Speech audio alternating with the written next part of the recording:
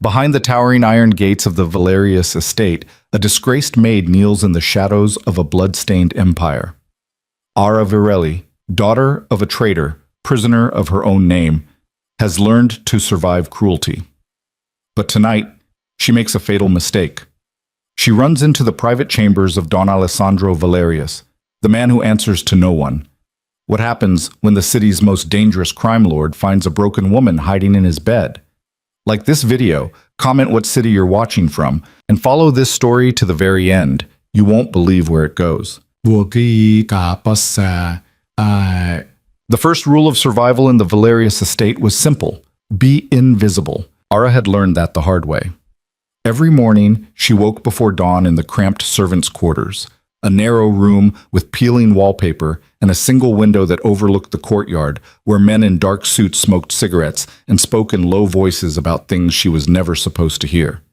She scrubbed floors until her knees ached, polished silver until her reflection stared back at her with hollow eyes, and moved through the mansion like a ghost, silent, unnoticed, forgotten. Except she was never truly forgotten. Not with a name like Virelli. Her father had been Alessandro Valerius's accountant once. Trusted. Close.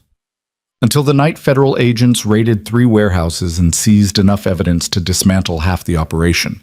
Her father had vanished before dawn, leaving behind a wife who drank herself to death within a year and a daughter who became collateral damage in a world that didn't forgive betrayal. Ara was 16 when they brought her to the estate. Not as a guest, not as family, as a maid. A living reminder that treachery had consequences, that mercy came with conditions, that the Valerius family never forgot. That was 4 years ago. Now, at 20, Ara had perfected the art of disappearing. She kept her head down, her voice quiet, her presence minimal. She endured the whispers. Traitor's daughter. Lucky she's still breathing, probably a spy just like him. And the cold shoulders, the deliberate cruelty disguised as accidents. A scalding pot of water tipped too close to her hand. A door slammed on her fingers. A tray of dishes shattered at her feet, and the housekeeper's sharp voice. Clean it up, Virelli, and if you break anything else, it's coming out of your pay. What pay? She earned barely enough to buy soap. But she never complained. Complaining meant attention, and attention in this house was dangerous. Today, though, her invisibility shattered. It started in the grand dining room where the morning sun filtered through tall windows and illuminated the long mahogany table set for 12. The family didn't eat together often. Alessandro was too busy running an empire, and his cousins and underbosses preferred private meetings in smoky backrooms. But today was different. A visiting dignitary from the Sicilian syndicate was coming for lunch, and everything had to be perfect. Ara moved carefully between the table and the kitchen, balancing a tray of crystal glasses filled with water. Her hands were steady. She'd done this 100 times. But as she reached to place the final glass beside the head of the table, Alessandro's seat, her sleeve caught on the corner of a silver candlestick. The tray tilted. Time slowed. The glasses toppled in sequence, water arcing through the air in glittering streams before crashing onto the polished wood. Glass exploded. Water pooled across the table, soaking the linen, dripping onto the Persian rug below. Ara froze, her heart slamming against her ribs. For a moment, the room was silent. Then the housekeeper's voice cut through the air like a whip. "You stupid, clumsy girl!" Signora Rinaldi swept into the room, her face twisted with fury. She was a severe woman in her 50s, with steel gray hair pulled into a tight bun and eyes like flint. She ran the household staff with an iron fist, and she had hated Ara from the moment she arrived. "Do you have any idea what you've done?" Rinaldi hissed, gesturing at the ruined table. "The dawn will be here in less than an hour, and you've destroyed everything." "I'm sorry," Ara whispered, dropping to her knees to gather the shattered glass. "I'll fix it. You'll fix nothing!" Rinaldi grabbed her wrist, yanking her upright. Her grip was bruising, fingers digging into bone. "You're worthless, just like your father." Ara flinched. The words hit harder than any slap. "Clean this mess," Rinaldi spat, shoving her backward. "And then get out of my sight. I don't want to see your face for the rest of the day." Ara's vision blurred. She nodded quickly, her throat tight, and sank back to the floor. Her hand shook as she picked up the broken glass, each shard glinting like a tiny knife. Water soaked through the knees of her uniform. She didn't look up, didn't meet the eyes of the other servants who had gathered in the doorway, watching with a mixture of pity and relief that it wasn't them. She worked quickly, methodically, until the table was clear and the rug was blotted dry. But even after Rinaldi dismissed her with a disgusted wave, even after she escaped to the hallway, her chest still felt like it was caving in. She couldn't breathe. The walls pressed in around her, the whispers followed her, the weight of her name crushed her. Traitor's daughter. Worthless. Just like your father. Like... Ara stumbled down the corridor, her vision tunneling. She needed to get away, somewhere quiet, somewhere no one would find her. Her feet carried her up the main staircase, past the second floor where the family's private offices were, past the third floor where the guest suite stood empty, and up to the fourth floor, a place she was never supposed to go. The fourth floor belonged to Alessandro Valerius alone. She knew she shouldn't be here. The entire staff knew. His quarters were off limits, guarded by men who didn't ask questions and didn't give warnings. But right now, she didn't care. She just needed a place to disappear. She slipped down the hallway, her footsteps muffled by the thick carpet, and tried the first door she reached. Locked. The second door. Locked. The third. The handle turned. Ara pushed the door open and stepped inside, her breath coming in short, desperate gasps. The room was dark. Heavy curtains drawn against the afternoon light. She could make out the shape of a massive bed, a leather armchair by the window, a desk stacked with papers. She closed the door behind her and leaned against it, her knees buckling. And then she heard it. A voice. Low, calm, and absolutely terrifying. "You're not supposed to be here." Ara's blood turned to ice. She spun around, her eyes adjusting to the darkness, and there, sitting in the armchair by the window, a glass of whiskey in one hand, was Alessandro Valerius. He didn't move. He didn't raise his voice. He simply watched her with the kind of stillness that made predators so dangerous. Alessandro Valerius was not a man who needed to shout to command a room. At 34, he had already built a reputation that made grown men nervous and rival families think twice before crossing him. He was tall, broad-shouldered, with dark hair that fell just past his collar and eyes the color of smoke, gray, unreadable, cold. He wore a black suit even now, in the privacy of his own chambers, as if power was something he never took off. And he was looking at Ara like she was a problem he hadn't decided how to solve yet. Her voice cracked. "I'm sorry, I didn't know you were—" "Didn't know," he repeated quietly, setting the glass down on the side table. "Or didn't care." "I didn't know," she said quickly, backing toward the door. "I'll leave. I'm sorry." "Stop."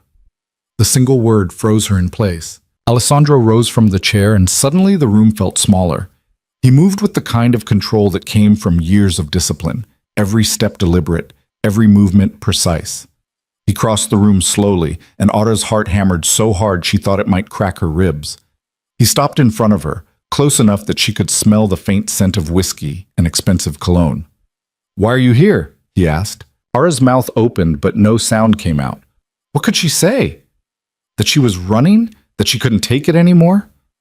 That for just one moment she wanted to exist somewhere other than the bottom of the world? "I asked you a question," Alessandro said, his voice dropping even lower.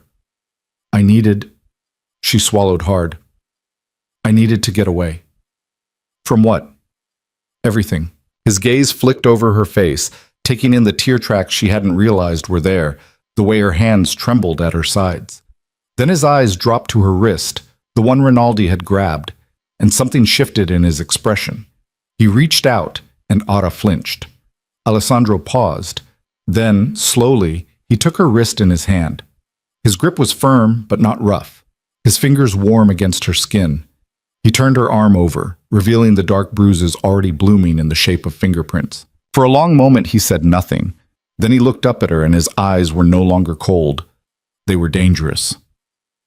"Who did this?" Ara's breath hitched. "It's nothing, Who?" It wasn't a question anymore. "Signora Rinaldi," she whispered. Alessandro's jaw tightened. He released her wrist, but he didn't step back. Instead, he moved past her, crossing to the door. And he locked it. The soft click of the bolt sliding into place echoed through the room. Ara's pulse spiked. "What are you—" "Sit," Alessandro said, gesturing to the armchair. I should go. Sit. There was no anger in his voice, no threat, just absolute certainty that she would obey, and she did. Ada sank into the armchair, her legs weak, her mind racing. Alessandro moved to the desk, pulling out his phone. He typed something quickly, then set it down and turned back to her. What happened? He asked. I broke some glasses, Ada said quietly, staring at her hands. It was an accident. The tray slipped and... That's why she grabbed you? Ada nodded. What else? Nothing. That's all. Alessandro tilted his head slightly, studying her. You're lying. She wasn't, not really, but she also wasn't telling him about the years of whispers, the deliberate cruelty, the way Rinaldi made sure Ara knew she was less than nothing. I'm not lying, she said. Then why are you shaking? Ara looked down and realized her hands were trembling in her lap. She curled them into fists, trying to stop it, but it didn't work. Alessandro exhaled slowly. Then he crossed the room again, stopping in front of her. He crouched down, bringing himself to her eye level, and for the first time she saw something other than cold authority in his face. He looked concerned. I'm going to ask you one more time, he said quietly, and I want the truth. Has Rinaldi done this before? Ara's throat tightened. She wanted to lie. She wanted to say no, to pretend it didn't matter, to protect herself from whatever came next. But something about the way he was looking at her, like she mattered, like her answer mattered, broke through the fear. Yes, she whispered. Alessandro's expression didn't change, but his eyes darkened. How long? Since I got here. 4 years. It wasn't a question. He knew. Of course he knew. He knew everything that happened in this house. Ara nodded. Alessandro stood, his jaw tight, and pulled out his phone again. He dialed a number, and when the person on the other end answered, he spoke in a low, clipped tone. Remove Signora Rinaldi from the estate. Immediately. I don't care where she goes. She doesn't work here anymore. He hung up before the person could respond. Ada stared at him, her mind spinning. You just fired her, Alessandro finished. Yes. But she put her hands on you, he said, his voice flat. That's unacceptable. She was just... I don't care what she was doing. He looked at her, and there was something in his eyes that made her chest tighten. No one touches what's mine. The words hung in the air between them. Ada's breath caught. I'm not. You are now. Before she could process that, there was a knock on the door. Alessandro unlocked it, and one of his men stepped inside. A tall, scarred enforcer named Luca, who Ada had seen around the estate but never spoken to. It's done, boss, Luca said. Rinaldi's packing her things. Good. Alessandro glanced at Ada. From now on, she answers only to me. No one else gives her orders. No one else touches her. Understood? Luca's eyes flicked to Ada, then back to Alessandro. Understood. Get her a new uniform, something that fits properly, and move her things out of the servants' quarters. She'll stay in the East Wing. Ada's stomach dropped.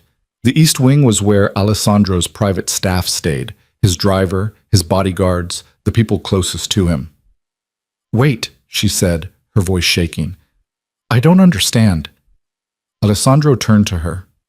You work for me now, only me. You'll assist me directly, and you'll stay close. Is that clear? But you're not just anything, he said, his voice soft but absolute. Not anymore. Ada opened her mouth to argue, but the look in his eyes stopped her. He meant it. Every word. Luca left and the door clicked shut again, leaving them alone. Alessandro poured himself another whiskey, his movements calm, controlled. But there was something coiled beneath the surface, something barely restrained. You can go, he said, not looking at her. Luca will show you to your new room. Ara stood slowly, her legs unsteady. She moved toward the door, but before she reached it, she stopped. Why? She asked quietly. Alessandro glanced at her. Why what? Why are you doing this? For a long moment he didn't answer. Then he took a slow sip of whiskey and set the glass down. Because I can. It wasn't the answer she expected, but it was the only one he gave. Ada left the room, her heart pounding, her mind reeling. and as the door closed behind her, she realized something that terrified her more than anything else. She had just become the responsibility of the most dangerous man in the city, and there was no going back. The East Wing was nothing like the servants' quarters. Ada stood in the doorway of her new room, staring in disbelief. It was small but immaculate, a real bed with clean white sheets, a wooden dresser, a window that overlooked the gardens. There was even a private bathroom. Luca set her few belongings, a canvas bag with 2 spare uniforms and a worn paperback, on the dresser. "Boss wants you ready by 6, he said. "You'll start tomorrow." "Start what?" Ada asked. Luca shrugged. "Whatever he tells you to do." He left without another word. Ada sat on the edge of the bed, her hands still trembling. She didn't understand what had just happened. One moment, she was invisible. The next, she was... what? Protected? Claimed? "No one touches what's mine." The words echoed in her head, and she didn't know whether to feel relieved or terrified. She lay back on the bed, staring at the ceiling, and for the first time in 4 years, she let herself cry. Not because she was sad, but because, for the first time in 4 years, someone had seen her, and she had no idea what that meant. The next morning, Ada woke to a knock on her door. She sat up quickly, disoriented. The room was still dark, the sky outside barely beginning to lighten. "Come in," she called, her voice rough with sleep. The door opened, and a young woman stepped inside. One of the housekeepers Ada recognized but had never spoken to. She carried a neatly folded uniform. "From the dawn," the woman said, setting it on the dresser. Her voice was careful, neutral. "He wants you downstairs in 20 minutes. Ada nodded, and the woman left. She unfolded the uniform and stared. It was new, made of better fabric than anything she'd ever worn in this house. It fit perfectly. She dressed quickly, her hands shaking slightly, and made her way downstairs. The estate was quiet at this hour.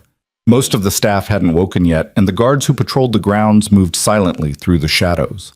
Ada followed the hallway toward Alessandro's office, her footsteps muffled by the thick carpet. The door was open. Alessandro sat behind his desk, reading through a stack of papers. He didn't look up when she entered, but he gestured to the chair across from him. "Sit." Ada obeyed, folding her hands in her lap. For a long moment, he said nothing. He just read, his expression unreadable, his focus absolute. Then he set the papers down and looked at her. "Do you know how to make coffee?" he asked. Ada blinked. "Yes?" "Good. There's a machine in the corner. Make 2 cups. Black, no sugar." She stood and crossed to the small kitchenette tucked into the corner of the office. Her hands moved on autopilot, filling the reservoir, measuring the grounds, pressing the button. The machine hissed and gurgled, filling the silence. When the coffee was ready, she poured 2 cups and brought them to the desk. Alessandro took one without a word and continued reading. Ada stood there, unsure whether to sit again or leave. "Sit," he said, not looking up. She sat. He drank his coffee slowly, deliberately, and Ada found herself watching him, the sharp line of his jaw, the way his fingers tapped against the rim of the cup, the quiet intensity in his eyes. "What are you staring at?" he asked, still not looking up. Ada's cheeks flushed. "Nothing. I'm sorry. Don't apologize." He set the cup down and finally met her gaze. "You'll be with me most of the day. You'll bring me what I need, take notes when I tell you to, and stay close. Understand?" "Yes." "Good." He returned to his papers, and Ada sat in silence, her mind racing. This was her life now, and she had no idea what came next. The days that followed blurred together in a way Ada hadn't expected. She woke before dawn, dressed in the uniform that still felt too fine for someone like her, and made her way to Alessandro's office. She learned his routines quickly. Black coffee at 5:30, no interruptions before 6, and silence unless he spoke first.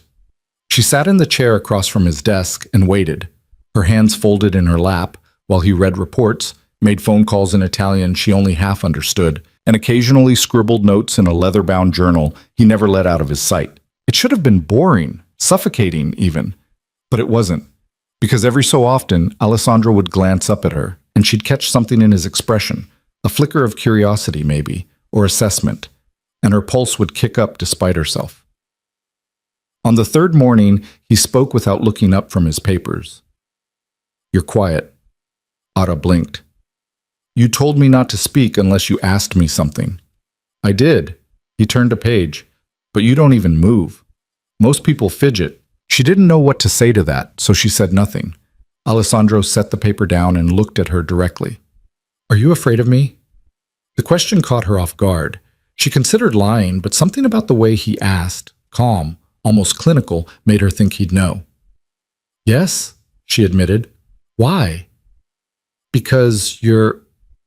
She hesitated, searching for the right words. Because everyone is. That's not an answer.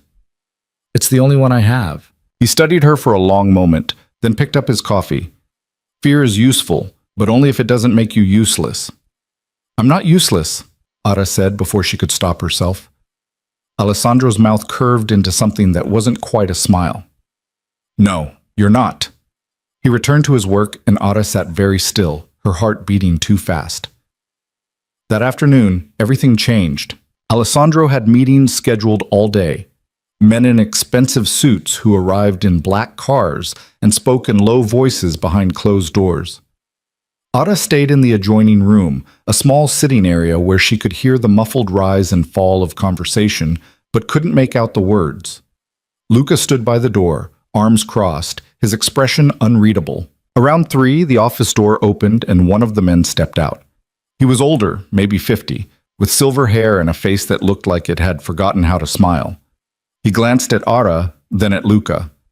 The Don wants her, he said flatly.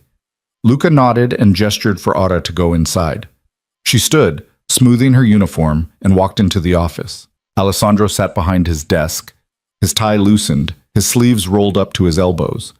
2 other men occupied the chairs across from him. One she didn't recognize, and the other was Marco Santini, a captain she'd seen around the estate before. Marco was younger than most of Alessandro's men, maybe 30, with sharp features and a smirk that made her skin crawl. Sit, Alessandro said, nodding toward the empty chair beside Marco. Ada obeyed, keeping her eyes forward. We're discussing logistics, Alessandro continued, his tone businesslike. I need you to take notes. He slid a leather notebook and pen across the desk. Ada picked them up, her hand steady despite the knot in her stomach. For the next hour, she wrote. She didn't understand half of what they were talking about, shipping routes, payment schedules, names of people and places she'd never heard of. But she wrote it all down in careful script, just as Alessandro had instructed. Marco kept glancing at her. She could feel his eyes on her, assessing, lingering. When the meeting finally ended, the 2 men stood to leave. Marco paused by her chair, leaning down slightly. You're the Varelli girl, aren't you? He said, his voice low enough that only she could hear. Ada's throat tightened. She didn't answer. Thought so. Marco straightened, his smirk widening. Interesting choice, boss. Alessandro didn't look up from the papers he was reviewing. Leave, Marco. The dismissal was quiet, but absolute. Marco's smirk faltered. He nodded once and left, the door clicking shut behind him. Ada sat frozen, the notebook trembling slightly in her hands. Give me the notes, Alessandro said. She stood and crossed to the desk, setting the notebook in front of him. He flipped through the pages, his expression unreadable. Your handwriting is better than I expected, he said. Thank you. He closed the notebook and looked up at her.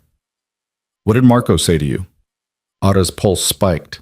Nothing important. I didn't ask if it was important. I asked what he said. She hesitated, then repeated the words. He asked if I was the Varelli girl. Then he said, interesting choice. Alessandro's jaw tightened. He stood, rounding the desk, and Ada took an involuntary step back. Look at me, he said. She forced herself to meet his eyes. If anyone speaks to you in a way that makes you uncomfortable, you tell me immediately. Understood? It's fine, Ada said quickly. It's not fine. His voice dropped, and there was something dangerous in it now. You're under my protection. That means something. Do you understand? She nodded, her throat dry. Say it. I understand. Good. He stepped back, his expression softening slightly. Go get some air. You've been sitting all day. Ara didn't argue. She slipped out of the office and into the hallway, her legs shaky. She didn't understand what was happening. Didn't understand why Alessandro cared about a comment from Marco, why he'd fired Rinaldi, why he kept her close. She was nothing. A traitor's daughter. A piece of collateral in a world that didn't forgive. But Alessandro treated her like she mattered, and that terrified her more than anything else. She wandered through the estate, avoiding the main corridors where staff bustled and guards stood watch. She ended up in the East Garden, a quiet corner behind the main house where roses climbed a wrought iron trellis and a stone fountain gurgled softly. She sat on the edge of the fountain, letting the sound of the water calm her racing thoughts. "Didn't think I'd find you out here." Ada jumped, spinning around. Luca stood a few feet away, his hands in his pockets. He didn't look threatening, but then again, he never did. That was what made him so effective. "I'm sorry," Ada said quickly. "I didn't know I wasn't supposed to—" "Relax." Luca crossed to the fountain and sat beside her, leaving a respectable distance between them. "You're allowed to be here. Boss said you could go anywhere on the grounds." Ada stared at him. "He did?" "Yeah." Luca pulled out a pack of cigarettes, offering her one. She shook her head. He lit one for himself, exhaling smoke into the afternoon air. "You know, most people would be thrilled to be in your position." "What position is that?" "Close to the dawn." He glanced at her. "Protected, elevated. You've got a room in the East Wing, new clothes, and you don't have to scrub floors anymore. Most of the staff would kill for that." "I didn't ask for it." "No," Luca agreed. "But you got it anyway." Ada looked down at her hands. "I don't understand why." Luca took another drag, then flicked ash into the grass. "Boss doesn't do anything without a reason, but his reasons aren't always obvious. That's not helpful." "Wasn't trying to be." He stood, stretching. "Just don't screw it up." "Screw what up?" "Whatever this is?" He gestured vaguely toward the house. "Boss doesn't let people close. If he's keeping you around, it's because he sees something worth keeping." Before Ada could respond, Luca walked away, leaving her alone with the fountain and her spiraling thoughts. That night, Ada couldn't sleep. She lay in her bed staring at the ceiling, replaying the day over and over. Marco's smirk, Alessandro's barely controlled anger, Luca's cryptic words. Around midnight, she gave up. She pulled on a robe over her nightgown and slipped out of her room, intending to go to the kitchen for water. But as she passed Alessandro's office, she noticed the light was still on. She hesitated, then knocked softly. "Come in." She pushed the door open. Alessandro sat at his desk, a glass of whiskey beside him, his shirt unbuttoned at the collar. He looked tired, more tired than she'd ever seen him. "Can't sleep?" he asked without looking up. "No," Ada admitted. "Neither can I." He gestured to the chair. "Sit." She crossed the room and sat, pulling the robe tighter around herself. Alessandro poured another glass of whiskey and slid it across the desk. "I don't drink," Ada said. "You do now." She picked up the glass, the liquid burning her throat as she took a cautious sip. She coughed, and Alessandro's mouth twitched. "Not a fan?" "It tastes like gasoline." "You'll get used to it." They sat in silence for a while, the only sound the ticking of the clock on the wall. "Can I ask you something?" Ada said finally. Alessandro leaned back in his chair. "You can ask." "I may not answer." "Why did you really fire Rinaldi?" "I told you. She put her hands on you." "But you didn't know that until I told you. You could have just ignored it." Alessandro swirled the whiskey in his glass, watching the amber liquid catch the light. "I could have." "So why didn't you?" He was quiet for a long moment. Then he set the glass down and looked at her. "Because I'm tired of people thinking they can do whatever they want in this house without consequences." "That's not the whole reason." "No," he agreed. "It's not." "Then what is?" Alessandro stood, rounding the desk. He stopped in front of her, close enough that she had to tilt her head back to meet his eyes. "You want the truth?" he asked quietly. Ada nodded. "I don't know." The admission hung between them, raw and unexpected. "I saw you in that room," Alessandro continued, his voice low. "Broken, shaking, and something in me shifted. I don't know what to call it, but I knew I couldn't let it continue." Ada's breath hitched. "You barely know me." "I know enough." "What does that mean?" Alessandro reached out, his fingers brushing a strand of hair away from her face. The touch was so gentle it made her chest ache. "It means," he said softly, that you're not invisible anymore. Ara's heart slammed against her ribs. She should pull away, should stand up, leave, put distance between them. But she didn't. Alessandro's hand lingered near her cheek, and for a moment she thought he might touch her again. Instead, he stepped back. "Go to bed, Ara," he said, his voice rough. "It's late." She stood on shaky legs and crossed to the door. But before she left, she turned back. "Thank you," she said quietly. Alessandro didn't answer. He just watched her go, his expression unreadable. And as Ara walked back to her room, she realized something that should have scared her. She didn't want to be invisible anymore, not if it meant being seen by him. The following week, Alessandro's routine shifted. He started taking Ara with him beyond the estate, into the city, to meetings in the back rooms of restaurants and private clubs, where men in expensive suits spoke in hushed tones and everyone deferred to him with a mixture of fear and respect. Ara sat in corners, took notes when he asked, and learned to read the room. She learned which men were loyal and which ones watched Alessandro with calculating eyes. She learned that power in this world wasn't loud. It was quiet, precise, and absolute. And she learned that Alessandro never raised his voice, because he didn't need to. One afternoon, they drove to a warehouse on the outskirts of the city. Luca was driving, and another guard, a massive man named Enzo, sat in the passenger seat. Ara was in the back beside Alessandro, her hands folded in her lap. "Stay in the car," Alessandro said as they pulled up to the building. "Why?" He glanced at her. "Because I said so." "That's not an answer. It's the only one you're getting." He stepped out of the car, and Luca and Enzo followed. Ara watched through the tinted window as they disappeared inside the warehouse. 10 minutes passed, then 20. Ara's unease grew. Then she heard it, a sharp crack, like a gunshot. Her blood went cold. Without thinking, she opened the car door and ran toward the warehouse. "Hey!" one of the guards outside shouted, but she ignored him. She pushed through the heavy metal door and stepped into a cavernous space lit by overhead fluorescents. Crates were stacked along the walls, and in the center of the room, Alessandro stood over a man on his knees. The man was bleeding from his mouth, his hands bound behind his back. Alessandro held a gun. Ara froze. Alessandro looked up, his eyes locking onto hers. For a moment, no one moved. Then he lowered the gun and crossed to her in 3 long strides. "What the hell are you doing in here?" His voice was low, controlled, but there was an edge to it. "I heard a shot," Ara said, her voice shaking. "I thought—" "You thought what? That you could help?" He grabbed her arm, not roughly, but firmly, and steered her toward the door. "I told you to stay in the car." "I'm sorry." Sorry doesn't cut it. He pushed her through the door and into the sunlight. "Do you have any idea what you just walked into?"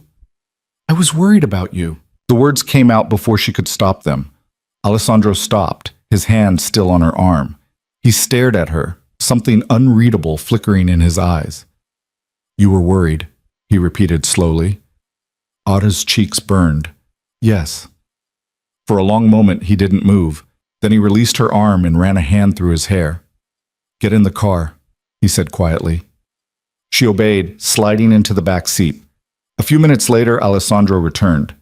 He didn't speak, and neither did she. But when they got back to the estate, he didn't dismiss her. Instead, he led her to his office, poured 2 glasses of whiskey, and handed her one. "Drink," he said. She did. He sat across from her, his elbows on his knees, and looked at her with an intensity that made her squirm. "Don't ever do that again," he said. "Do what?" "Put yourself in danger because you're worried about me." "Why not?" "Because I'm not worth it." Ara set her glass down. "That's not true. You don't know me well enough to say that." "I know enough." Alessandro leaned back, his expression conflicted. "You're reckless. You're the one holding a gun in a warehouse. That's different." "How?" "Because I know what I'm doing." "And I don't?" "Do you?" Ara didn't have an answer for that. Alessandro sighed, rubbing his temples. "You're going to be the death of me." "I didn't mean to." "I know." He looked at her, and his expression softened. "But you can't do things like that. This world doesn't forgive mistakes. I'll be more careful. You'll be obedient. I'm not a dog." Alessandro's mouth twitched. "No," you're not." He stood, crossing to the window, and stared out at the grounds. "My father used to bring me to places like that warehouse," he said quietly. "Taught me how this world works, how to read people, how to know when someone's lying, how to make decisions that other people can't." Ada didn't speak. She just listened. "He told me that power is lonely," Alessandro continued, "that the higher you climb, the fewer people you can trust. And he was right." He turned back to her. "But then you walked into my room, terrified and shaking, and something changed. I don't know what, but it did." Ada's chest tightened. "I'm not good at this," Alessandro admitted, "at letting people close, at trusting. But you make me want to try." The words hung in the air between them, heavy and raw. Ada stood slowly, crossing to where he stood by the window. "I'm not asking you to be good at it," she said softly. "I'm just asking you to let me stay." Alessandro looked down at her, and for the first time since she'd met him, she saw something vulnerable in his eyes. "You're already staying," he said quietly. And then, before she could second-guess herself, Ada reached up and touched his face. Alessandro went very still. "What are you doing?" he asked, his voice rough. "I don't know." He caught her wrist, gently, carefully, and held it against his cheek. "You should go," he said. "I don't want to." "Ada, I don't want to," she repeated, her voice firm. Alessandro's jaw tightened. Then, slowly, he lowered his head until his forehead rested against hers. They stayed like that for a long moment, breathing the same air, the world narrowing to just the two of them. And when Alessandro finally pulled away, his eyes were dark with something Ada couldn't name. "Go," he said hoarsely. "Before I do something we'll both regret." Ara left, her heart pounding, her skin still tingling from where they'd touched. And as she walked back to her room, she realized the truth. She wasn't afraid of Alessandro anymore. She was afraid of how much she wanted to stay. The next morning, Ada woke with the memory of Alessandro's forehead pressed against hers still burning in her mind.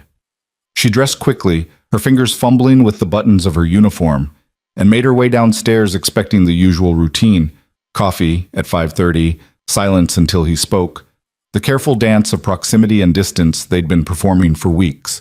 But when she reached his office, the door was closed. She knocked softly. No answer. She tried the handle. Locked. Ara stood in the hallway, uncertain. Alessandro was always in his office by now. Always. She glanced at her watch, 5:28. She was early, but not by much. "He's not there." She turned. Luca leaned against the wall a few feet away, arms crossed, watching her with that unreadable expression he always wore. "Where is he?"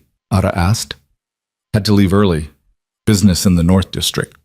Luca pushed off the wall. "He said you're to wait in his quarters until he gets back." Ara's stomach flipped. "His quarters? 4th floor, you know where it is." Luca's mouth twitched with something that might have been amusement. "He left instructions. You're to make yourself comfortable."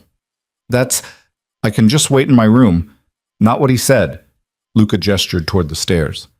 "Go on, I've got things to do." He walked away before she could argue. Ara stood frozen for a moment, then slowly climbed the stairs to the 4th floor. The hallway was empty, silent except for the distant hum of the estate waking up. She stopped in front of Alessandro's door, the same one she'd stumbled through weeks ago, desperate and breaking. She turned the handle. It opened. The room looked different in the morning light. The heavy curtains were pulled back, revealing floor-to-ceiling windows that overlooked the eastern gardens. The massive bed was made with military precision, dark sheets tucked tight. A leather armchair sat by the window, and beside it, a small table with a book, something in Italian she couldn't read, and a half-empty glass of water. Ara stepped inside, closing the door behind her. The space smelled like him, whiskey and cologne and something darker she couldn't name. She crossed to the window and looked out at the gardens below. Staff moved through the grounds, tending to roses and trimming hedges, their voices distant and muffled. She didn't know what to do with herself. Sitting felt presumptuous. Touching anything felt invasive, but standing in the middle of the room like an idiot felt worse. Finally, she sat in the armchair, her hands folded in her lap, and waited. An hour passed, then 2. Around 8, there was a knock on the door. "Come in," Ada called, standing quickly. A young maid entered carrying a tray, coffee, toast, fruit, She set it on the table beside the chair, gave Ara a quick, curious glance, and left without a word. Ara stared at the tray. Alessandro had arranged for her to eat. In his room. While he was gone. She didn't know whether to be touched or terrified.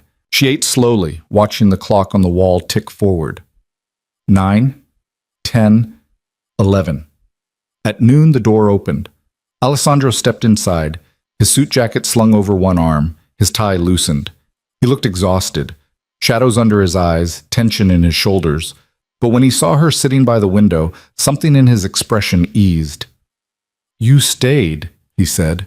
"You told me to." "I know, but I wasn't sure you would." He crossed to the small bar in the corner and poured himself a drink. Not whiskey this time, something clear, vodka maybe. He drank it in one swallow, then poured another. "Rough morning?" Ara asked quietly. Alessandro glanced at her. "You could say that. Do you want to talk about it?" "No." He drank the second glass, set it down, and ran a hand through his hair. Then he crossed to where she sat and sank into the chair across from her, his long legs stretched out in front of him. "Did you eat?" he asked. "Yes, thank you." He nodded, his eyes drifting to the window. They sat in silence for a while, and Otto watched him. Really watched him. The way his jaw tightened when he was thinking, the faint scar above his left eyebrow, the way his fingers tapped against the armrest in an irregular rhythm. "You're staring again," Alessandro said without looking at her. "Sorry." "Don't be." He turned his head, meeting her gaze. "I like it." Ara's breath caught. Alessandro leaned forward, his elbows on his knees, and looked at her with an intensity that made her heart race. "I need to tell you something," he said quietly. "Okay." "This..." He gestured vaguely between them. "Whatever this is, it can't happen." Ara's chest tightened. "What do you mean?" "You know what I mean." His voice was rough, strained. "Last night, when you touched me, I should have stopped it sooner, should have sent you away the second you walked into my office. But you didn't." "No, I didn't." He exhaled slowly. "And that's the problem." "Why is it a problem?" "Because you work for me. Because you're..." He stopped, shaking his head. "Because it's wrong." "Wrong how?" "In every way that matters." Ara stood, crossing to where he sat. She stopped in front of him, close enough to see the conflict in his eyes. "Then why did you tell me to wait here?" she asked softly.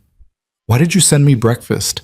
Why do you keep me close if it's so wrong?" Alessandro looked up at her, his expression tortured. "Because I'm selfish. Because I can't seem to stay away from you no matter how hard I try." "Then don't try." "Ara, I'm not asking you to make promises," she said, her voice steady despite the way her hands trembled.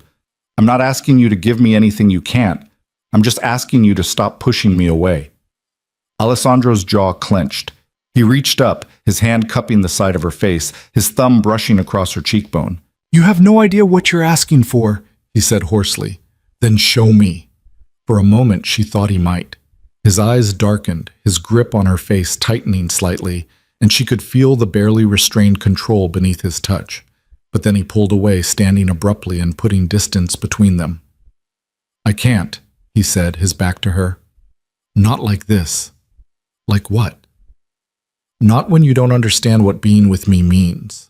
Ara crossed her arms, frustration bubbling up. "Stop treating me like I'm fragile. I'm not." "I know you're not." He turned to face her. "But this world, my world, it destroys people, good people, and you're the first good thing I've had in years. I won't be the one to ruin you." "You're not ruining me. You're protecting me." "Those aren't mutually exclusive." Ara took a step toward him. "What if I don't want to be protected? What if I just want to be seen?" Alessandro's expression cracked, just for a moment, and she saw the loneliness beneath the control. "You are seen," he said quietly. "Every day. Every moment you're near me." "Then why does it feel like you're holding yourself back?" "Because I am." He closed the distance between them, his hands framing her face. "Because if I don't, I'll take everything from you, and I'm not sure you're ready for that." Ara's pulse thundered in her ears. "What if I am?" Alessandro's gaze dropped to her mouth, and for a breathless second she thought he might kiss her. Instead, he released her and stepped back. "Not yet," he said, his voice raw. "Not until you're sure." "I am sure." "You're not."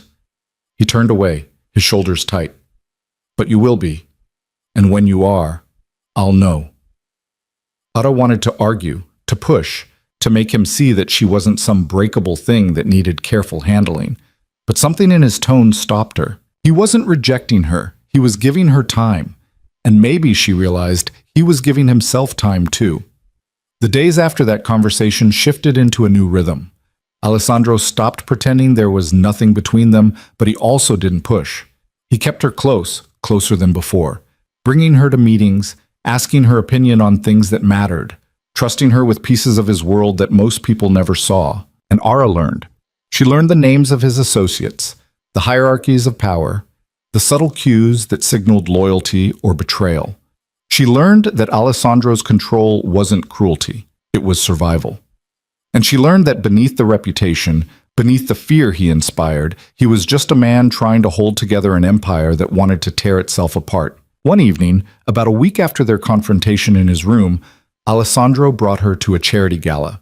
It was held in a historic hotel downtown, a glittering affair filled with politicians and business leaders and people who pretended they didn't know where Alessandro's money came from. Ara wore a dress Alessandro had sent to her room that afternoon.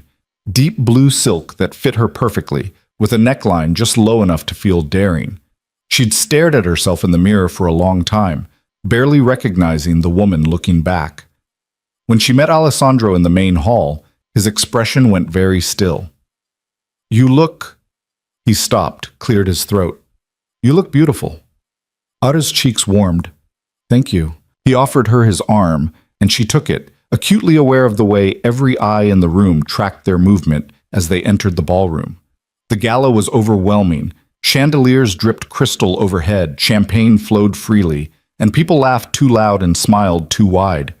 Alessandro moved through it all with practiced ease, shaking hands, making small talk, projecting an air of effortless power. But Ara noticed the way his hand never left the small of her back, the way he kept her close, a silent declaration of ownership that made more than one person glance at them with raised eyebrows. Around 10, Alessandro excused them from a conversation with a city councilman and guided Ara toward a quieter corner of the room. "You're doing well," he said. "I haven't said anything." "Exactly. You're learning when to be silent. That's more valuable than most people realize." A waiter passed with a tray of champagne and Alessandro took 2 glasses, handing one to Ara. "I don't drink," she reminded him. "You did last week." "That was whiskey, and you made me." Alessandro's mouth curved. "Then consider this practice." She took a tentative sip. The champagne was better than the whiskey, lighter, almost sweet. "See?" Alessandro said. "Not gasoline." Ara laughed despite herself, and something in Alessandro's expression softened. "I like that sound," he said quietly. "What sound?" "You laughing." Before Ara could respond, a voice interrupted. "Alessandro, didn't expect to see you here." They both turned. Marco Santini stood a few feet away, a smirk on his face, and a blonde woman on his arm who looked bored out of her mind. Alessandro's expression went cold. "Marco." "Quite the date you've brought." Marco's eyes raked over Ara in a way that made her skin crawl. "Didn't realize you were into charity cases." Alessandro's hand tightened on Ara's waist. "Watch your mouth." "Just making an observation." Marco took a sip of his drink. "Though I gotta say, boss, it's an interesting choice. The daughter of the man who tried to destroy you, now hanging off your arm. People are talking." "Let them talk." "Sure. But you might want to be careful. Some might think you're going soft." Alessandro set his champagne glass down on a nearby table with deliberate calm. Then he stepped toward Marco, close enough that the other man had to tilt his head back slightly to maintain eye contact. "If you ever speak about her like that again," Alessandro said, his voice low and deadly, "I'll remove your tongue. Are we clear?" Marco's smirk faltered. "Crystal." "Good. Now get out of my sight." Marco left, dragging his date with him, and Alessandro turned back to Ara. His expression was still hard, controlled, but there was something protective in his eyes. "I'm sorry," he said. "For what?" "For what he said." For bringing you here where people like him can... I don't care what he said. Ada reached up, touching Alessandro's jaw. I care that you defended me. Alessandro caught her wrist, holding her hand against his face. Always. The word hung between them, heavy with promise. And then, without thinking, Ada rose up on her toes and kissed him. It wasn't planned, wasn't calculated. It was pure impulse, driven by weeks of tension and want, and the need to feel something real. Alessandro went rigid for half a second. Then his control snapped. He pulled her against him, one hand tangling in her hair, the other gripping her waist as he kissed her back with an intensity that stole her breath. It wasn't gentle. It wasn't careful. It was raw and desperate and everything they'd been holding back. When they finally broke apart, both breathing hard, Alessandro rested his forehead against hers. We need to leave, he said hoarsely. Why? Because if we stay here, I'm going to do something that will make the front page of every newspaper in the city. Ada's heart raced. Then let's go. They left the gala without saying goodbye to anyone. Alessandro's driver was waiting outside, and they slid into the back of the car in silence. The drive back to the estate felt like it took hours, tension coiling tighter with every passing mile. When they finally arrived, Alessandro helped her out of the car and led her inside, past the guards, up the stairs, and into his quarters. He closed the door behind them and locked it. They stood facing each other in the dim light, the air between them electric.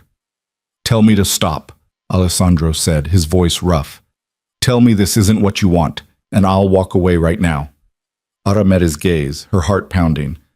I don't want you to stop. Ada, I'm sure, she said firmly. I've been sure for weeks.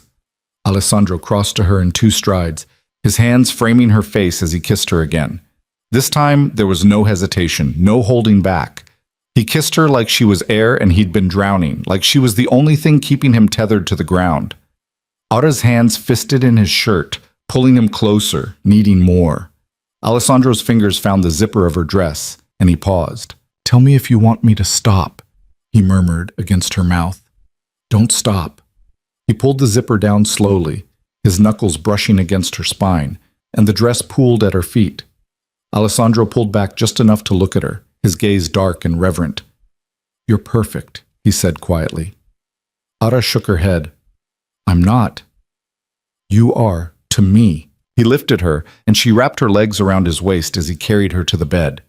He laid her down carefully, like she was something precious, and then he was over her, his weight solid and grounding. I need you to understand something, Alessandro said, his voice low. Once this happens, you're mine, completely. I don't share. I don't let go. If that's not what you want, it is, Ada interrupted, reaching up to pull him down to her. It's exactly what I want. Alessandro's control fractured. He kissed her again, his hands exploring, learning every curve and hollow. And when he finally moved against her, when they came together in a way that felt inevitable and right, Ada understood what he'd been trying to tell her. This wasn't just physical. This was a claim, a promise, a shift in the foundation of everything. And she wanted it, all of it. Afterward, they lay tangled together, Alessandro's arm around her waist, her head on his chest. She could hear his heartbeat, steady and strong, and feel the rise and fall of his breathing. Are you okay? He asked quietly. Ada tilted her head to look at him. Yes. No regrets? None. Alessandro's arm tightened around her. Good, because I meant what I said. You're mine now. I know. And I'm yours. The words were simple, but the weight behind them was immense. Ara pressed a kiss to his chest. I know that too. They stayed like that for a long time, wrapped in each other, the world outside forgotten. And for the first time in 4 years, Ada felt like she belonged somewhere. Not as a servant, not as a daughter of a traitor, but as herself. The days after that conversation settled into something Ada could only describe as carefully maintained peace. She and Alessandro moved around each other with a new understanding, the tension between them no longer about whether they belonged together, but about how to navigate what came next. She still attended meetings with him, still took notes, and observed the careful choreography of power. But now there were moments that belonged only to them. Stolen kisses in empty hallways, his hand finding hers under the table during dinner, the way he'd pull her close at night like he needed to confirm she was real. The estate staff had stopped whispering, or maybe they just got better at hiding it. Either way, Ada noticed the shift. People met her eyes now when she passed them in the corridors. A few even nodded respectfully. She was no longer invisible, but she also wasn't quite one of them. She existed in some strange middle space. Not family, not staff, but something else entirely. Alessandro's woman. That's what they called her when they thought she couldn't hear. She didn't hate it as much as she thought she would. One afternoon, about a week after the incident with Marco, Ada was in the library, a vast room on the second floor that she'd only recently discovered. Floor-to-ceiling shelves lined the walls, filled with books in Italian, English, and languages she didn't recognize. She'd been drawn to it during one of Alessandro's longer meetings, needing a quiet place to think. She was running her fingers along the spines of leather-bound volumes when she heard footsteps behind her. "Didn't take you for a reader." Ada turned. A woman stood in the doorway. Late 20s, dark hair pulled back in a sleek ponytail, wearing an expensive pantsuit that screamed money and confidence. Ada had seen her around the estate before but had never spoken to her. "I'm sorry," Ada said. "I didn't know anyone else used this room. Most people don't." The woman crossed to one of the armchairs and sat, crossing her legs elegantly. "I'm Chiara, Alessandro's cousin." Ada's stomach tightened slightly. She knew Alessandro had family, cousins mostly, who held various positions in the organization, but he rarely talked about them. "Ada," she said, though she was certain Chiara already knew that. "I know who you are." Chiara's smile was pleasant but unreadable. "The whole estate knows who you are." "I'm sure they do. Don't take it personally. People talk. It's what they do." Chiara leaned back, studying Ada with sharp eyes. "But I wanted to meet you properly. See what all the fuss is about." "There's no fuss." "Isn't there?" Chiara's eyebrow arched. "Alessandro hasn't brought a woman into his private life in years. Longer than I can remember, actually. And now suddenly there's you. Living in the East Wing, attending meetings, wearing dresses that cost more than most people make in a month." Ada fought the urge to cross her arms defensively. "I didn't ask for any of that." "I know. That's what makes it interesting." Chiara stood and walked to the window, looking out at the gardens. "My cousin is many things, but impulsive isn't one of them. Everything he does is calculated. Every move is strategic, so when he does something unexpected, it gets people's attention." "What are you trying to say?" Chiara turned to face her. "I'm trying to figure out if you're good for him or if you're going to get him killed." The bluntness of it caught Ada off guard. "I would never... Intentionally, no. But this world doesn't care about intentions." Chiara's expression softened slightly. "Look, I'm not trying to scare you. I'm trying to help you understand what you've walked into. Alessandro has enemies, powerful ones, and they'll use anyone close to him to get to him. He's already told me that. Then you know you're a target." "I know." Chiara studied her for a long moment. "You're tougher than you look." "I've had to be." Something shifted in Chiara's expression, a flicker of respect, maybe. "Fair enough. Just be careful. And watch your back. Not everyone in this house is loyal to Alessandro." Before Ada could ask what she meant by that, Chiara left, her heels clicking against the marble floor. Ada stood alone in the library, her mind racing. She'd known, abstractly, that there were people in the organization who might not support Alessandro's leadership, but hearing it stated so plainly made it real in a way it hadn't been before. She found Alessandro in his office an hour later, deep in conversation with Enzo about shipping routes. When they finished, Enzo nodded to Ada on his way out, and she closed the door behind him. "I met your cousin today," Ada said. Alessandro looked up from the map spread across his desk. "Which one?" "Chiara." His expression shifted slightly. "What did she want?" "To warn me, I think, about being a target. About people in the house who aren't loyal to you." Alessandro set down the pen he'd been holding. "She's not wrong." "Who?" "I don't know yet, but there's been talk. Whispers about people questioning my decisions, my priorities.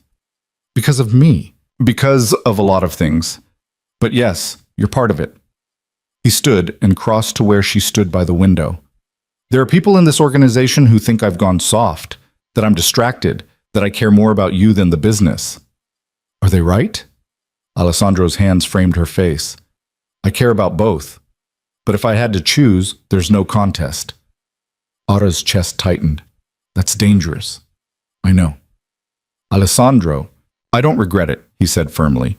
Whatever consequences come from this, I don't regret choosing you. Ara wanted to argue, to tell him he shouldn't put her above everything he'd built, but the truth was, she didn't want him to choose differently. She wanted to matter to him more than power, more than reputation, more than the empire his father had left him. She was selfish that way. What are you going to do? She asked. Find out who's talking, and remind them what happens when they question me. The coldness in his voice sent a shiver down her spine. This was the Alessandro the rest of the world saw. The one who didn't forgive, didn't negotiate, didn't show mercy. But then his expression softened as he looked at her, and she saw the other side of him. The one that was hers alone. I won't let anything happen to you, he said quietly. I promise. Ara pressed her forehead to his chest. I know. They stood like that for a while, holding each other in the quiet of his office, both of them aware that the peace they'd found was fragile. That night, Ara couldn't sleep. She lay in Alessandro's bed, which had become their bed over the past weeks, staring at the ceiling while he breathed steadily beside her. His arm was draped across her waist, anchoring her, but her mind wouldn't settle. She kept thinking about what Chiara had said, about enemies, about loyalty, about the fact that loving Alessandro meant living with a target on her back. Around 2 a.m, she gave up trying to sleep. She slipped out of bed carefully, trying not to wake him, and pulled on one of his shirts before padding barefoot to the window. The estate grounds were dark except for the security lights that illuminated the pathways. Guards moved through the shadows, their rounds precise and predictable. It should have felt safe, but it didn't. Can't sleep? Ara turned. Alessandro was sitting up in bed, watching her with concerned eyes. Sorry, I didn't mean to wake you. You didn't. He pushed back the covers and crossed to where she stood. What's wrong? Nothing. Just thinking. About? Ara hesitated. About whether I'm putting you in danger just by being here. Alessandro's expression hardened. That's not how this works. Isn't it? Chiara said people are questioning your judgment because of me. What if she's right? What if I'm making you vulnerable? You're not. How do you know? Because the people questioning me were already looking for reasons to challenge my authority. You're just the excuse they're using. He turned her to face him fully. And frankly, I don't care what they think. I've spent my entire life making decisions based on what's best for the family, for the business, for everyone except myself. For once, I'm choosing what I want. And I want you. Even if it costs you everything? Even then. The conviction in his voice should have reassured her. But it didn't. Because she'd seen what this world did to people who let their guard down, who cared too much, who chose love over survival. I'm scared, Ara admitted quietly. Alessandro pulled her against him. So am I. The honesty of it surprised her. You are? Every day. I'm scared something will happen to you, that I won't be fast enough or smart enough to protect you, that I'll lose you the way I've lost everyone else who mattered. His arms tightened around her. But I'm more scared of what my life looks like without you in it. Ara tilted her head back to look at him. What does it look like? Empty, cold, like it was before you stumbled into my room and changed everything. She reached up, touching his face. I love you. I know. He kissed her forehead. Come back to bed. They returned to the warmth of the sheets, and this time, when Alessandro pulled her close, Ara felt some of her anxiety ease. Not all of it. She wasn't naive enough to think everything would be fine just because they loved each other, but enough to let her breathe a little easier. Tell me something, she said into the darkness. What? When you look at the future, what do you see? Alessandro was quiet for a moment. I see this. Us. Maybe not in this house, somewhere quieter, somewhere that's ours. I see mornings where we wake up without guards outside the door, nights where we don't have to look over our shoulders. You think that's possible? I think I'll make it possible. How? I don't know yet, but I will. Ara believed him. Maybe she was foolish to, but she did. The next few days passed without incident, but Ada could feel the tension building beneath the surface. Alessandro's meetings grew longer, more heated.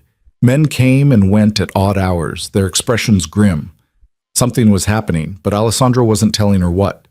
She tried not to push, tried to give him space to handle whatever crisis was unfolding.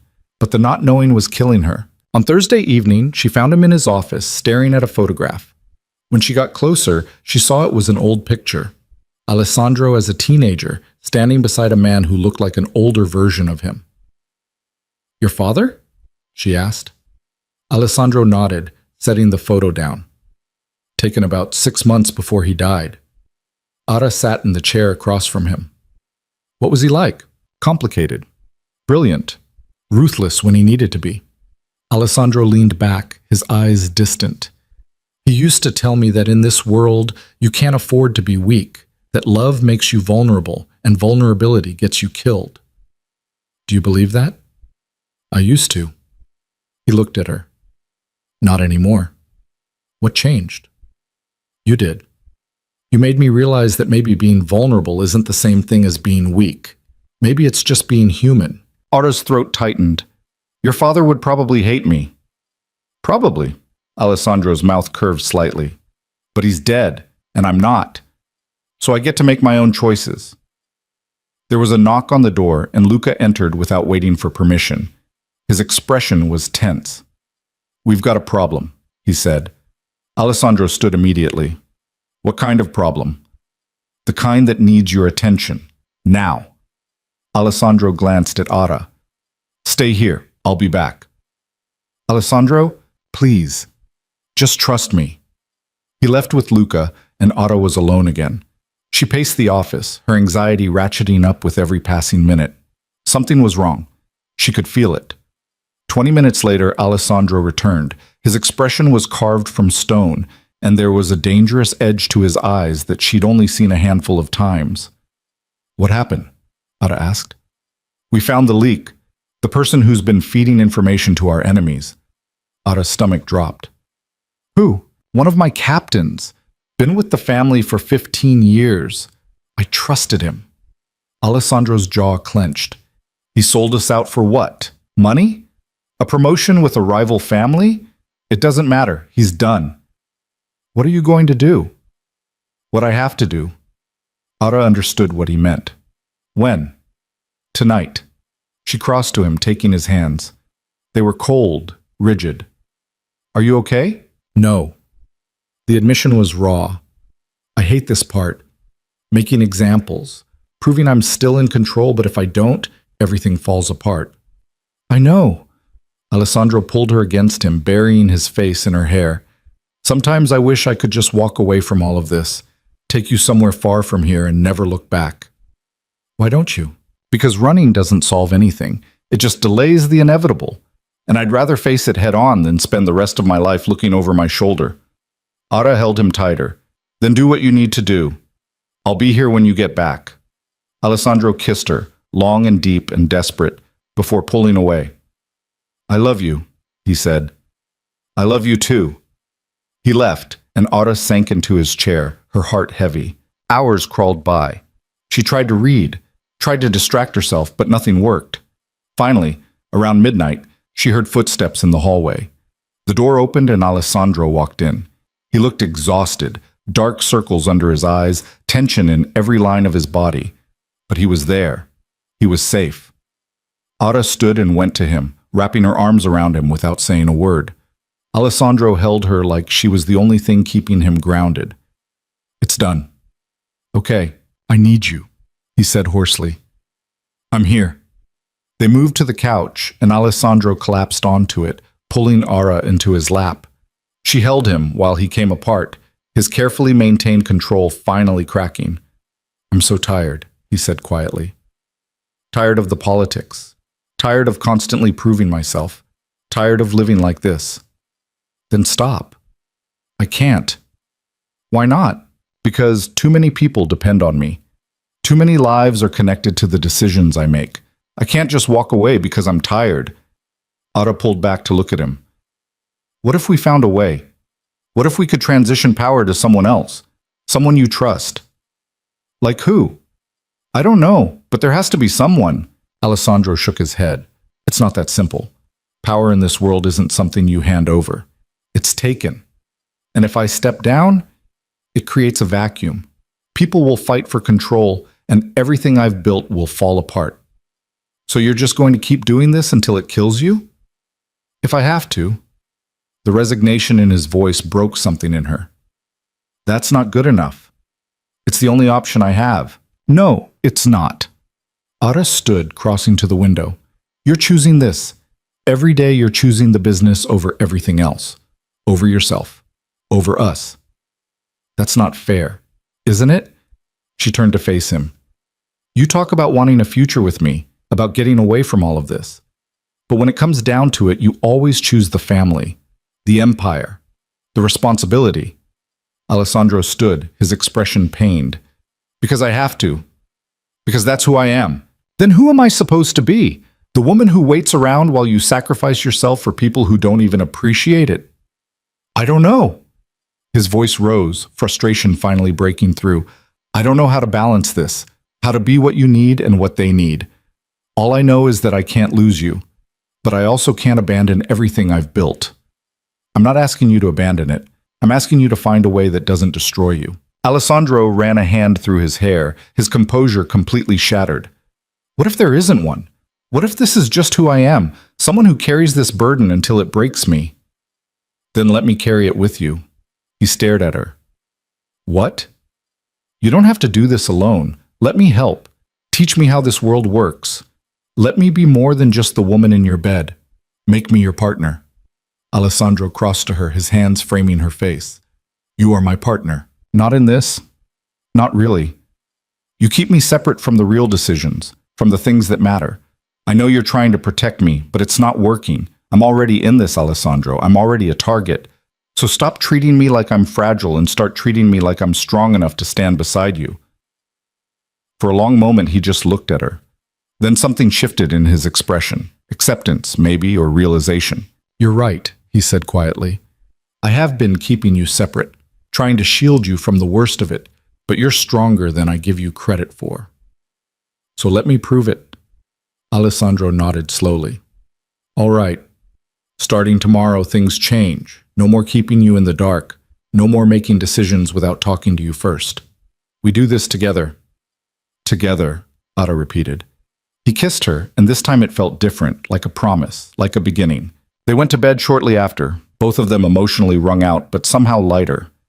As Ada drifted off to sleep in Alessandro's arms, she realized something important.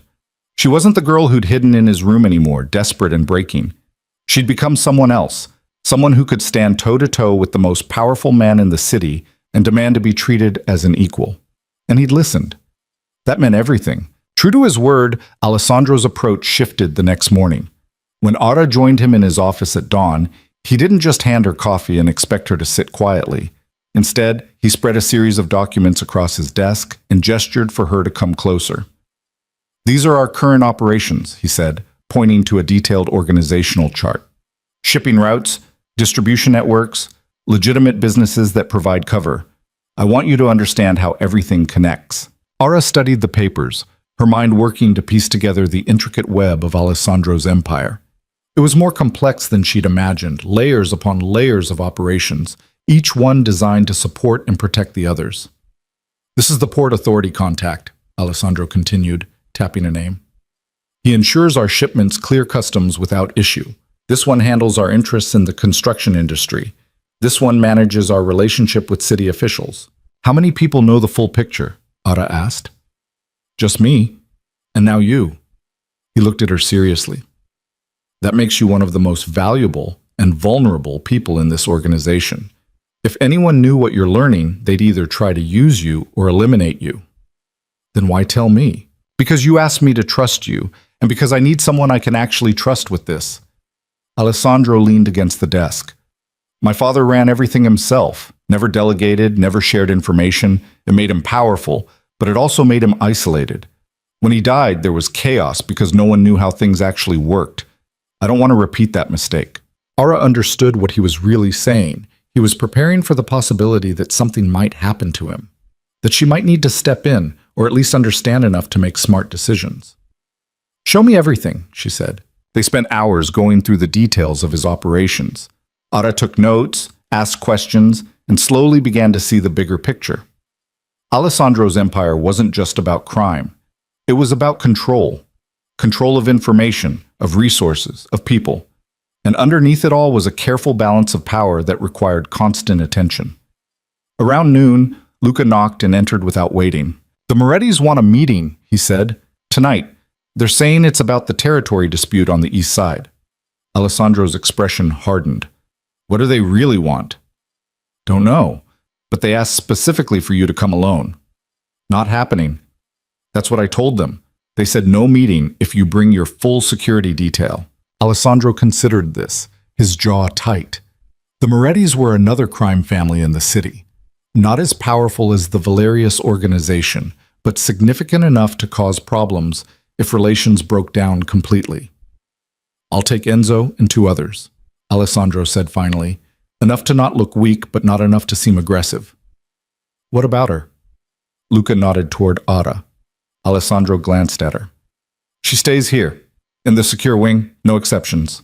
Ara wanted to argue, but she could see the calculation in his eyes. This wasn't about protecting her feelings, it was about strategy. The Morettis asking for a meeting with minimal security was already suspicious. Bringing her would just add another variable to an already volatile situation. "All right," she said, "but you check in every hour. And if something feels wrong, you leave. Immediately." Alessandro's mouth curved slightly. "Yes, ma'am." The meeting was scheduled for 8 that evening at a neutral location, an old Italian restaurant in the historic district that had been around long enough to have hosted meetings between rival families for decades.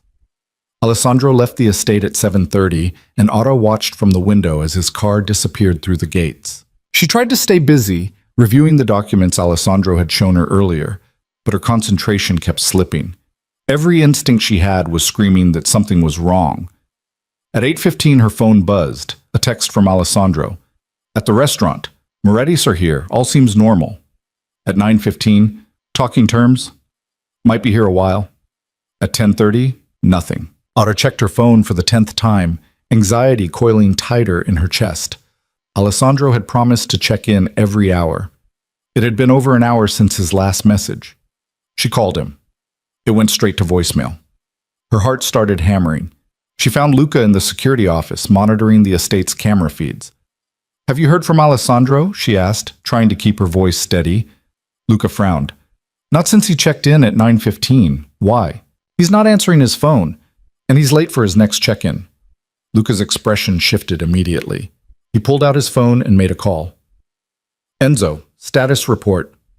Ara could hear the muffled response from Enzo on the other end, and she watched Luca's face grow darker. "When?" Luca demanded. "How long ago?" He hung up and looked at Ara. "There was an incident. Shots fired outside the restaurant. Enzo says Alessandro and 2 Moretti representatives were taken." The world tilted. "Taken where?" "Unknown. It wasn't the Morettis. Their Don is furious. Someone else orchestrated this. Used the meeting as bait." "The Castellanos," Ara said, the name tasting like ash in her mouth. "That's my guess." Luca was already moving, barking orders into his phone. "We're mobilizing everyone. I need you to stay here." "No." Ara's voice was flat, absolute. "I'm coming with you." "Ara, he's my partner. I'm not sitting here while someone has him." Luca studied her for a brief moment, then nodded. "Fine. But you stay in the car and you do exactly what I say. Understood?" "Understood." Within 20 minutes, they were in a convoy of 3 vehicles heading toward the industrial district on the south side of the city. Luca had contacts everywhere, and through a combination of bribes and threats, they'd traced the vehicles that had taken Alessandro to an abandoned factory near the waterfront. The building loomed against the night sky, dark and silent. Luca's men spread out, taking positions around the perimeter while he and Ara stayed in the lead car. "There are at least a dozen hostiles inside," Luca said, checking his weapon. "Maybe more. This is a trap, and we're walking right into it." "Do we have a choice?" "No." He looked at her. "But I need you to promise me something. If things go bad, if I tell you to run, you run. Don't look back. Don't try to help. Just get out and call the number I'm about to give you." He scribbled a number on a piece of paper and handed it to her. "This is our emergency contact. He'll get you somewhere safe." Ara took the paper, but didn't make any promises. If things went bad, she wasn't running, not while Alessandro was in there. Luca and his men moved toward the factory, and Ara waited in the car, every muscle in her body coiled tight. Minutes felt like hours. Then she heard it, gunfire, sharp and rapid, echoing through the night. Her instinct screamed at her to stay put, but her heart pulled her toward the building. She got out of the car. The side entrance to the factory was unlocked. Ara slipped inside, moving carefully through the darkness. The building was a maze of rusted machinery and collapsed scaffolding, the air thick with the smell of oil and decay. More gunfire, closer now, shouting. The sharp crack of something heavy hitting concrete. Ara followed the sounds, her heart in her throat, until she reached a large open space in the center of the building. And there, surrounded by armed men, was Alessandro. He was on his knees, hands bound behind his back, blood running from a cut above his eye. 3 men stood around him. Castellano soldiers she recognized, 2 of them from photos Alessandro had shown her. Standing off to the side, watching with cold satisfaction, was someone Ara hadn't expected to see. Chiara. Alessandro's cousin stood with her arms crossed, her expensive suit somehow still immaculate despite the chaos around her. "I told you he was getting soft," Chiara said to one of the Castellano men. "Look at him, the great Don Alessandro Valerius, taken down because he couldn't resist playing hero for a girl who means nothing." "I mean something," Alessandro said, his voice rough but steady. "Or you wouldn't have gone to all this trouble." "You mean you're a liability?" Chiara stepped closer. "You're so distracted by that little maid you've lost sight of what actually matters. This family, this business, our legacy." "Our legacy?" Alessandro laughed, the sound harsh. "You sold us out to the Castellanos. You betrayed everything our family built. I'm saving it, from you, from your weakness." Chiara's eyes were cold. "After tonight, the Castellanos and I will restructure everything. They get their territory, I get control of the Valerius operations, and you get to be a cautionary tale about what happens when you let emotions cloud your judgment. And the Morettis? Collateral damage. They were just the bait to get you here." Ara's mind raced. She had no weapon, no backup, no plan, but she couldn't just watch this happen. Then she noticed something, a catwalk above where Alessandro knelt, accessible by a rusted ladder about 20 feet to her left. And hanging from the catwalk was a chain hoist, the kind used to move heavy machinery. It was a terrible plan, but it was the only one she had. She moved as quietly as possible toward the ladder, praying no one would notice her in the shadows. Her hands found the rungs, cold and rough with rust, and she started climbing. Below, Chiara was still talking, her voice echoing through the factory. "Did you really think I'd let you throw away everything Father built for some girl with a traitor's blood? You're pathetic."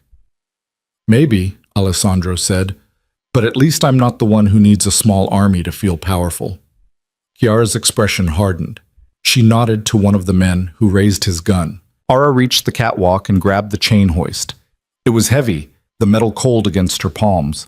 She positioned herself above the group and took a breath. Then she let go. The chain and hook plummeted, swinging in a wide arc.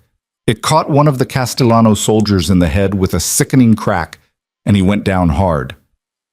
Chaos erupted. Alessandro moved instantly, using the distraction to throw himself sideways. His hands were still bound, but he rolled toward one of the downed soldiers and grabbed the man's gun with his shoulder and chin, an awkward but functional grip. Gunfire exploded through the space. Ara dropped flat on the catwalk as bullets pinged off the metal around her. Below, Luca and his men burst through the main entrance, weapons blazing. The Castellano soldiers returned fire, and the factory became a war zone. Ara crawled along the catwalk, trying to get to the other side where another ladder would let her down. She could see Alessandro below, still bound but fighting, using the gun he'd captured to provide cover while Enzo worked on cutting his restraints. Then she saw Chiara. Alessandro's cousin was backing toward a side exit, a gun in her hand, her expression twisted with fury. She was going to escape, not if Ara had anything to say about it. She reached the ladder and descended as fast as she could, her hand slipping on the rungs. When she hit the ground, she ran toward the exit where Chiara had disappeared. The door led to an alley behind the factory. Chiara was there, moving toward a car parked at the far end. "Stop!" Ara shouted. Chiara spun, her gun rising. Ara dove behind a dumpster as a shot rang out, the bullet sparking off the metal inches from her head. "You should have stayed in the house," Chiara called out. "Should have been content being Alessandro's little pet. Now you're going to die for nothing." Ara's mind raced. She had no weapon, no advantage, just anger and desperation, and the absolute certainty that she wasn't letting this woman get away. She grabbed a piece of broken pipe from the ground and threw it as hard as she could. It hit Chiara in the shoulder, not hard enough to hurt, but enough to throw off her aim as she fired again. Ara charged. She hit Chiara low, tackling her to the ground. The gun went skittering across the pavement. They grappled, Chiara fighting with trained precision, while Ara fought with raw desperation. Chiara got the upper hand, her fist connecting with Ara's jaw. Stars exploded across her vision, and she tasted blood. "You're nothing," Chiara hissed, her hand closing around Ara's throat. "Just a distraction. A weakness he'll be better off without." Ara's vision started to narrow, black creeping in at the edges. Her hand scrabbled against the pavement, searching for anything she could use as a weapon. Her fingers found something cold. The gun. She swung it up and fired. The shot was deafening in the confined space of the alley. Chiara jerked backward, blood blooming across her shoulder. Her grip on Ara's throat loosened. Ara shoved her off and scrambled away, gasping for air, the gun shaking in her hands. Chiara lay on the ground, clutching her shoulder, her face twisted with pain and rage. "You'll regret this," she spat. "Alessandro will never forgive you for what? Saving his life? Stopping you from destroying everything?" Ara's voice was raw. "You're the one who betrayed him, not me." Footsteps pounded down the alley. Alessandro appeared, his hands finally free, Luca and Enzo right behind him. He took in the scene, Chiara on the ground, Ara holding the gun, blood on both of them, and his expression went from relief to fury in an instant. "Are you hurt?" he asked Ara, his hands already checking her for injuries. "I'm okay. She's the one who—" Ara's voice broke. "She set all of this up. The Castellanos, the meeting, everything." Alessandro's gaze shifted to his cousin. "Why?" Chiara laughed bitterly. "Because you stopped being the man father raised. You went soft, weak. I thought I could wait it out, that you'd get bored with her and go back to being who you were supposed to be. But you didn't. You just got worse. So I decided to fix the problem. By killing me. By removing you. There's a difference." Alessandro's expression was carved from ice. He turned to Luca. "Get her out of here. Lock her up. I'll deal with her later." Luca and Enzo hauled Chiara to her feet and dragged her toward one of the vehicles. She didn't fight, just stared at Alessandro with cold hatred. When they were gone, Alessandro turned back to Ara. His hands cupped her face, his touch impossibly gentle despite the violence that surrounded them. "You weren't supposed to be here," he said hoarsely. "I wasn't supposed to let you die either." "Ara, don't." She pressed her forehead to his. "Don't tell me I was reckless. Don't tell me I should have stayed in the car. I did what I had to do, just like you would have." Alessandro's arms wrapped around her, holding her so tightly she could barely breathe. "You could have been killed. So could you. That's different." "No, it's not." She pulled back to look at him. "You don't get to protect me from everything while you throw yourself into danger. That's not how this works. We're partners. That means we face things together." Alessandro stared at her for a long moment, something shifting in his expression.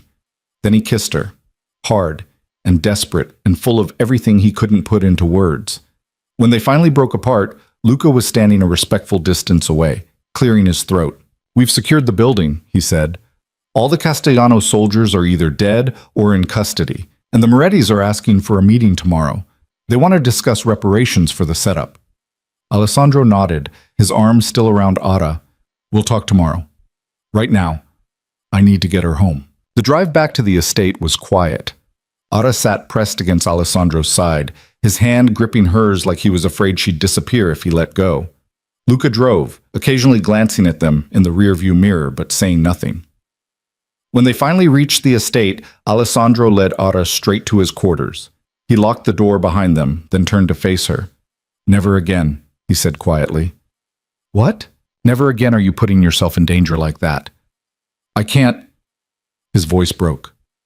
can't lose you. You won't. You don't know that. Ada crossed to him, taking his hands. No, I don't. But neither do you. We can't live our lives terrified of what might happen. All we can do is choose to be together and deal with whatever comes. Alessandro pulled her against him, his face buried in her hair. I thought I was going to watch you die tonight. When I saw you on that catwalk, when Chiara's men started shooting. But you didn't. I'm here. We're both here. They stood like that for a long time, holding each other while the adrenaline slowly drained away and left exhaustion in its wake. Finally, Alessandro pulled back. Let me see your throat. Aura tilted her head back and she could see his jaw clench as he took in the bruises already forming where Chiara had choked her. I'm going to kill her, he said flatly. No, you're not. She tried to murder you, and she failed, and now she's in custody. Let the justice system handle it. Alessandro gave her an incredulous look. The justice system doesn't apply to people like us. Then make it apply. You have that power, don't you? You can hand her over to the authorities, make sure she faces real consequences. Killing her just makes you the same as her. I'm already the same as her. No. Ada's voice was firm. You're not. You protect people. You build things. You make hard choices, yes, but you're not cruel. You're not vindictive. Don't let her turn you into something you're not. Alessandro was quiet for a long moment. Then he exhaled slowly. You're asking me to let her live. I'm asking you to be better than the cycle of violence that's consumed this family for generations. And if she comes back, if she tries again, then we'll deal with it, together. Alessandro studied her face, and she could see the war happening behind his eyes, between the man he'd been raised to be and the man he was becoming. All right, he said finally, we'll do it your way, but she never sets foot near you again, ever. Agreed. He kissed her forehead, then guided her toward the bathroom. Come on, let's get cleaned up. They showered together, washing away the blood and the fear and the adrenaline. Alessandro was gentle, his touch reverent, as he cleaned the scrapes on her hands and the bruises on her throat. And when they finally climbed into bed, wrapped in each other's arms, Ada felt something she hadn't felt in a long time. Peace. The next few weeks were a whirlwind of reorganization. Chiara was handed over to federal authorities on charges of conspiracy and attempted murder. Alessandro used his contacts to ensure she'd actually face trial, rather than disappearing into the criminal justice system's cracks. The Castellanos, weakened by the loss of so many soldiers and their failed coup, sued for peace. And the Morettis, grateful to Alessandro for exposing the plot that had endangered their own leadership, became genuine allies rather than just uneasy neighbors. Through it all, Otto was at Alessandro's side, not as decoration or as a secret weakness, but as a partner. She attended meetings, offered strategic advice, and slowly earned the respect of the men who'd once viewed her as nothing more than the trader's daughter. One evening, about 2 months after the incident at the factory, Alessandro came to find her in the library where she'd been reviewing quarterly reports. Come with me, he said, offering his hand. I want to show you something. They drove out of the city as the sun was setting, painting the sky in shades of orange and pink. Alessandro wouldn't tell her where they were going, just kept giving her that small smile that meant he was planning something. Finally, they pulled up to a house on a hill overlooking the ocean. It was beautiful, old stone covered in ivy, with a wraparound porch and large windows that would let in the light. What is this? Ada asked as they got out of the car. My mother's house, the one I told you about. Alessandro led her up the steps to the front door. I've been having it renovated. Thought maybe we could use it. Use it for what? For us, for when we need to get away from everything. A place that's ours, that has nothing to do with the family or the business or any of the things that make life complicated. He opened the door, and Ada stepped inside. The interior had been completely transformed. Hardwood floors gleaming, fresh paint on the walls, furniture that managed to be both elegant and comfortable. Alessandro, this is... She turned to find him watching her with an expression she couldn't quite read. This is amazing. There's more. He led her upstairs to the master bedroom, where windows overlooked the ocean. I've been thinking a lot about what you said, about finding a way to do this that doesn't destroy me, about building something that lasts. And I think I found it. He turned to face her fully. I'm stepping back from day-to-day operations, promoting Luca to handle most of the business. I'll still be involved in major decisions, but I won't be the one running everything anymore. Ara's eyes widened. Are you serious? Completely. I've spent my whole life believing I had to carry everything alone, that trusting other people was weakness. But you've taught me that's not true, that sharing the burden doesn't make me weak, it makes me smart. What will you do instead? Focus on legitimizing our operations. We have enough legal businesses now that I can start transitioning away from the illegal ones. It'll take years, maybe decades, but I want to build something that He paused, then continued, that our children won't have to be ashamed of. Ara's breath caught. Our children? Alessandro crossed to her, taking both her hands in his. I know we haven't talked about this, and I know the timing isn't perfect, but I can't imagine my future without you in it, and I can't imagine building this new life without someone to share it with. He reached into his pocket and pulled out a small velvet box. Ara's heart started racing.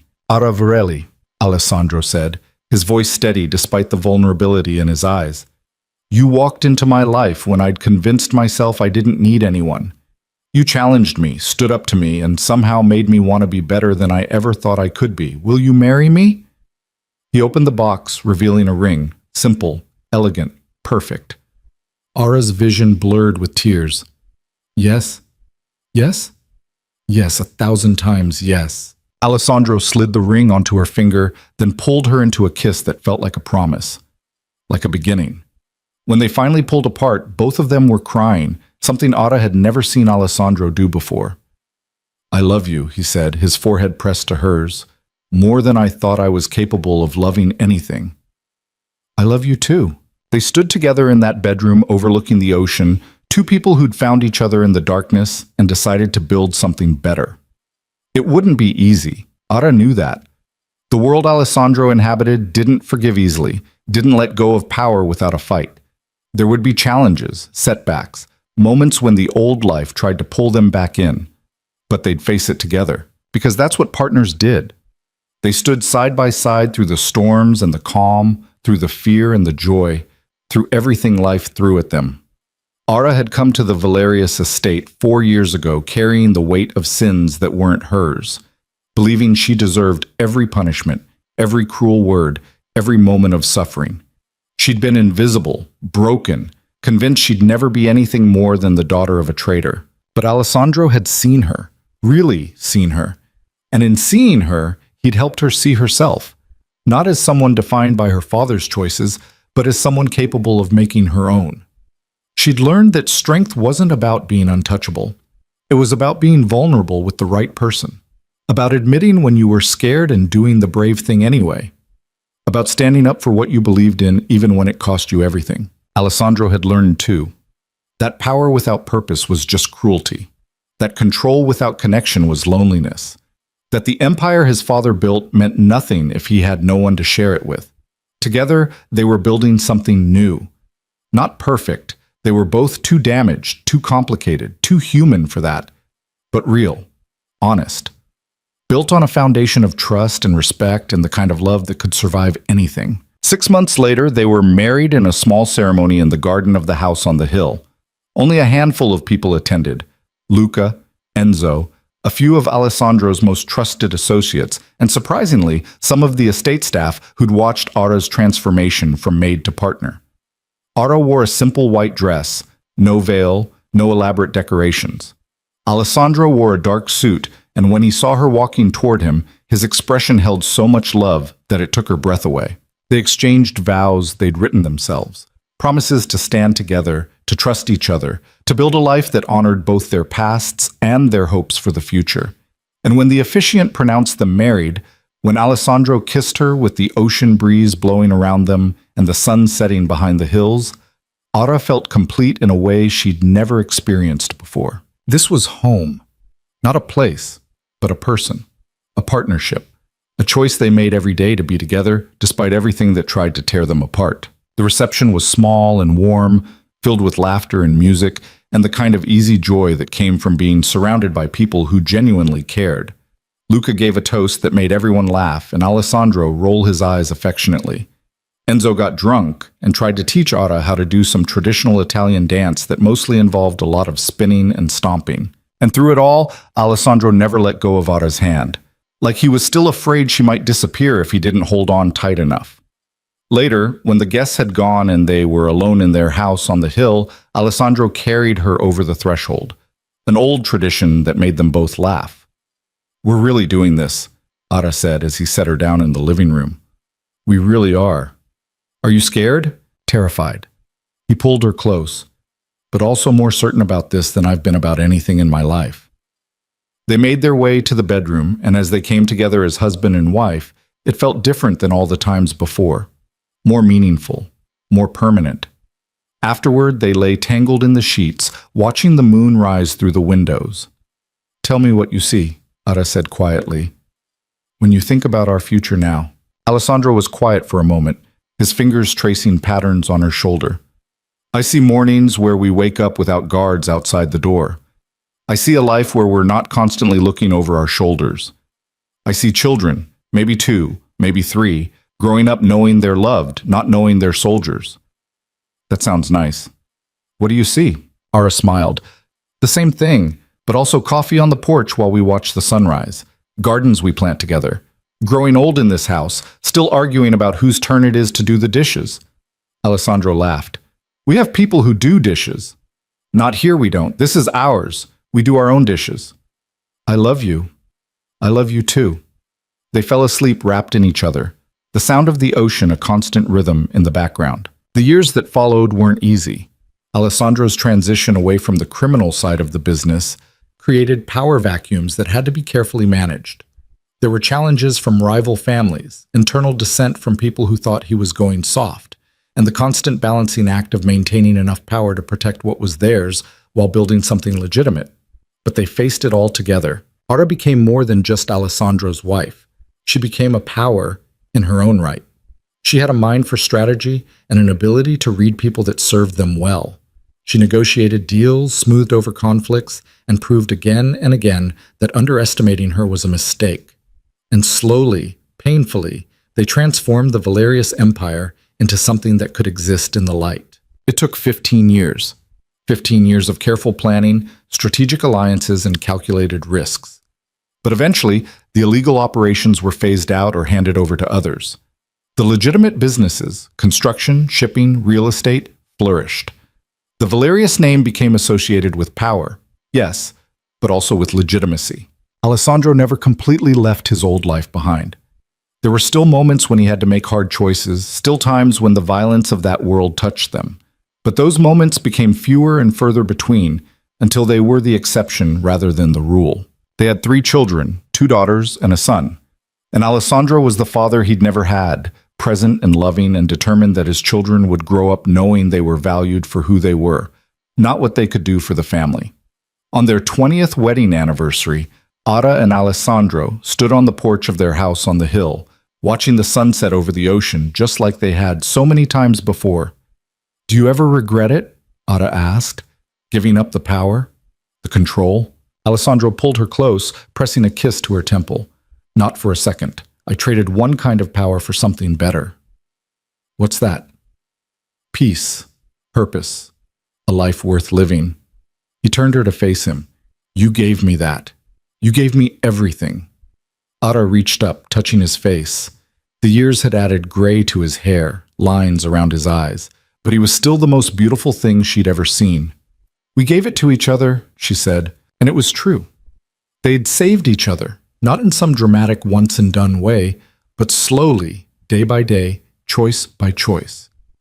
They'd built a life from the wreckage of their pasts, proved that people could change, that cycles could be broken, that love was worth fighting for even when the odds seemed impossible.